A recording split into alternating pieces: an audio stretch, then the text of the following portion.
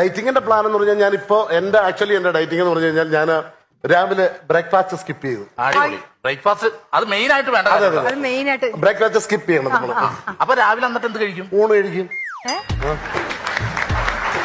അല്ല, രാവിലെ ഊണ് നല്ലതാണ്. കാര്യം തലേ ദിവസത്തെ മീൻകറി ഉണ്ടെങ്കിൽ രാവിലെ ഊണ് കഴിക്കാൻ നല്ല രസമാണ്. ബ്രേക്ക്ഫാസ്റ്റ് കട്ട് ചെയ്തിട്ട് ഊണ് കഴിക്കും അല്ലേ?